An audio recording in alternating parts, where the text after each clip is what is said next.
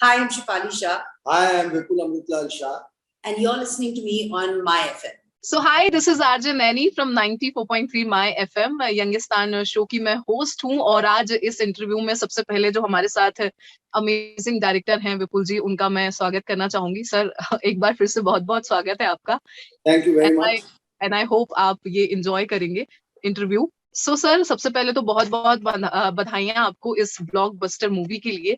और सबसे पहला सवाल यही है मेरा कि ओटीटी ने एक कह सकते हैं कि बहुत बड़ी अपनी जगह बना ली है। ओटीटी प्लेटफॉर्म जो है उसने, पहले हम थिएटर में जाके मूवीज देखा करते थे, और आपका कह सकते हैं कि ये डेब्यू ही है ये जो पहली मूवी है जो आपकी रिलीज हुई है।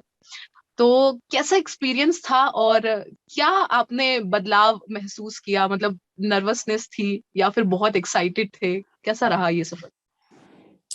नहीं, एक तो ये है कि ओटीटी जो है वो एक बहुत बड़ा माध्यम है। और वो मैं हमेशा मानता हूँ कि हर नए माध्यम में आपको काम करना ही चाहिए, बिकॉज उससे आपको भी बहुत सारे एज अ क्रिएटिव पर्सन आपको बहुत चैलेंजेस होते हैं और आपको वो बिल्कुल जिंदा रखता है, आपको अलाइव रखता है, आपको ऑन टोज रखता है। ह्यूमन जो शो है हमारा 10 एपिसोड और वो डिज्नी हॉटस्टार पे अवेलेबल है और अब 14 तारीख को रिलीज हुआ। अब तो खैर पहला हफ्ता आज खत्म हो रहा है और अब लोग अब ये बातें चल रही हैं कि जो डेटा हमारे पास आ रहा है कि this is going to become the most viewed show in the history of Hotstar. तो बहुत सेटिस्फाइंग और बहुत ही अमेजिंग फीलिंग है। अगर आप IMDb पे इसकी रेटिंग चेक करेंगी तो बिल्कुल 9 के करीब रेटिंग है IMDb पे। ऑडियंस का जो रिस्पॉन्स है which is one of the highest ever. और जो रिव्यूज और जो ऑडियंस रिव्यूज आए यूट्यूब पे, फेसबुक पे, ट्विटर पे, इंस्टाग्राम पे, वो इतने ज्यादा और इतने ज्यादा हम्बलिंग है कि हम लोग सब बिल्कुल ओवरवेल्म्ड है, खुशी से बिल्कुल झूम उठे हैं, ऐसा वाला रिएक्शन है।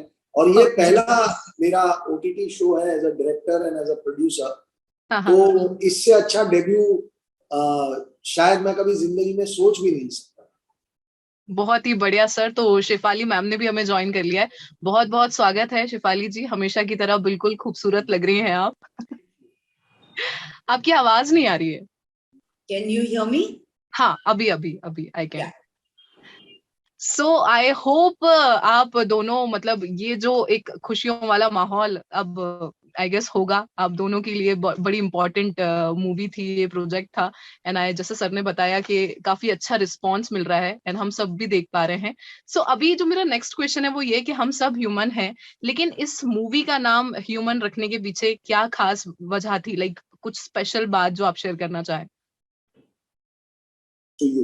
No, how? You have to answer. You named the show Human. No, she's asked this to you. I think he's better equipped to answering it because you've named the show Human. चलिए मैं जवाब दे देता हूँ। Human एक ऐसे विषय के बारे में बात करता है कि इंसानों को बचाने के लिए दवाइयों की बहुत जरूरत पड़ती है। हाँ। लेकिन वही दवाई इंसान के लिए सही है या नहीं, वो टेस्ट करने के लिए पहले वो इंसानों पे टेस्ट की जाती है जी। और उसमें कई जाने जा भी सकती हैं अगर दवाई गलत हो। तो कितनी जाने लेना ठीक है एक दवाई को इंसानों की जान बचाने के लिए, ये सवाल ह्यूमन जो शो है मेरा वो खड़ा करता है। और इसीलिए इसका टाइटल हमने ह्यूमन रखा कि ह्यूमन जिंदगी की वैल्यू क्या करते हैं, हमारे आज के समाज में एक इंसान की जिंदगी की क्या कीमत होनी चाहिए। इसलिए और अल्टीमेटली सारी कहानियां, सारे विषय, सब कुछ एक ह्यूमन बीइंग से शुरू होता है और ह्यूमन बीइंग पे खत्म होता है। तो इसलिए इस सब्जेक्ट और इस शो का नाम ह्यूमन है। ओके, सो अगला सवाल जो है शेफाली जी आपसे मैं जानना चाहूंगी, इसमें आप गौरी का किरदार निभा रही हैं और इससे पहले दिल्ली क्राइम में भी आपने इसी तरह का रोल किया था, तो आपने कितना कनेक्टेड फील किया? लाइक आपने शो देखा है? नहीं। अच्छा, आपने नहीं देखा मतलब उसमें आप DCP का रोल निभाए थे दिल्ली क्राइम में, सो आपको मतलब कुछ कनेक्शन फील हुआ दोनों रोल्स में? बिल्कुल नहीं। गौरीनाथ और Vartika Chaturvedi polar opposites. Okay. Polar opposites.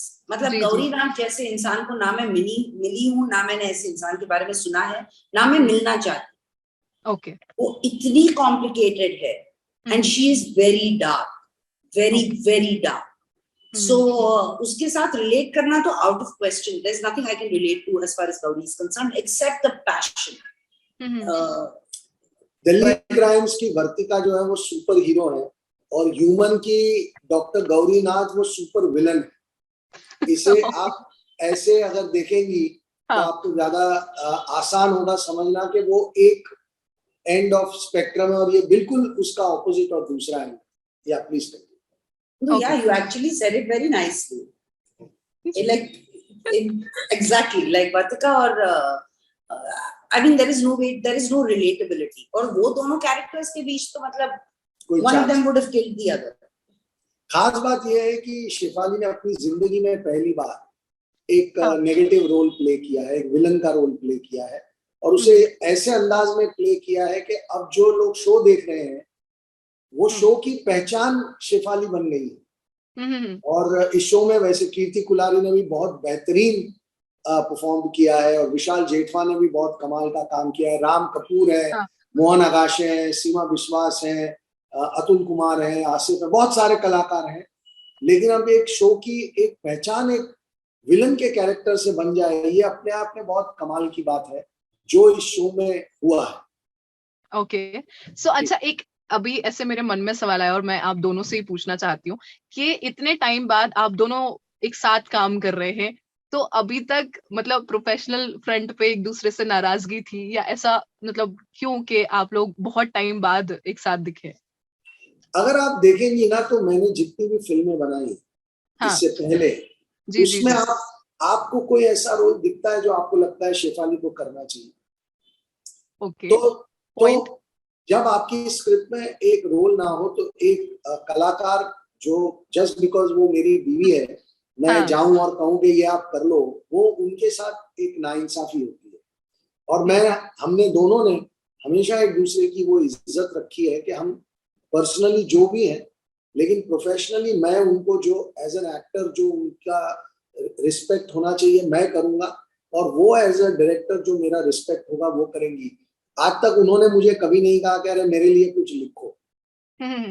अगर वो एक ऐसा कोई दौर भी आया है कि आप बहुत अच्छा काम नहीं आपके पास आ रहा तो घर पे बैठेंगी, लेकिन मुझे कभी नहीं कहा कि बिल्कुल मेरे लिए क्यों कभी कुछ नहीं लिखते या प्रोड्यूस करते या डायरेक्ट करते। और वैसा ही मेरा उनके लिए है कि मुझे कोई एक्टर नहीं मिले या मिले या कोई रोल मुझे ऐसा लगे कि ये रोल में इतना कोई दम नहीं है, ऐसा कोई रोल मैं इनके पास लेकर कभी जाऊंगा। तो इसलिए हमने काम नहीं किया। यहाँ ऐसा मौका था कि मुझे लगा कि ये रोल इन्हीं को करना चाहिए और इन्होंने किया, इसलिए हम साथ में काम कर। Very true.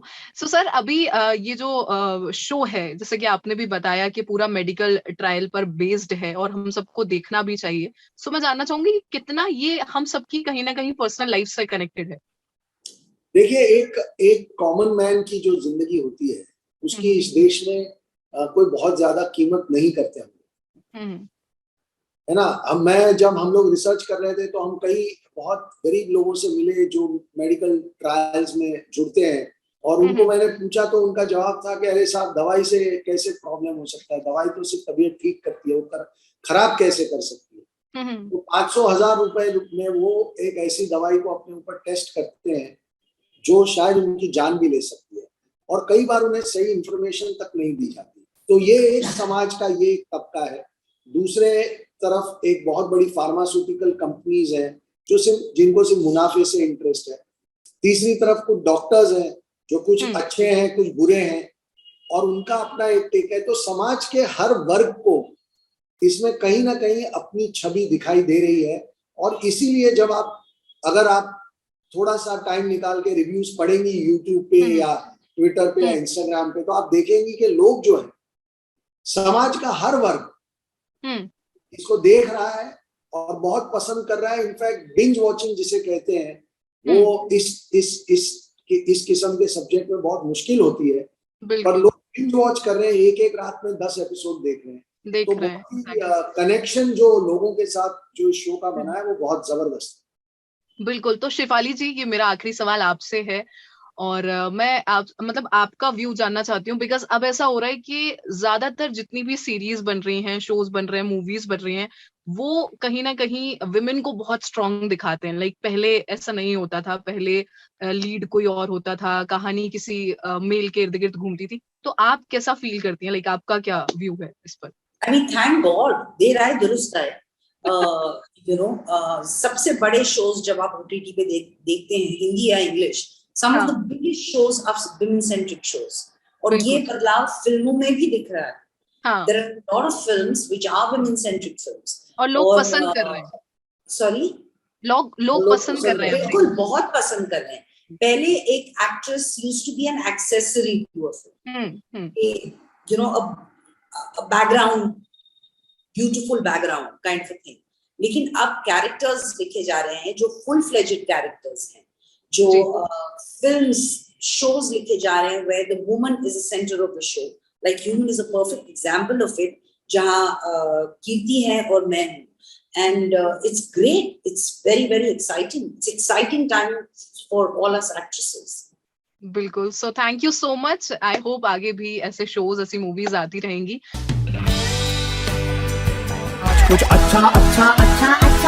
आज कुछ अच्छा सुनते हैं।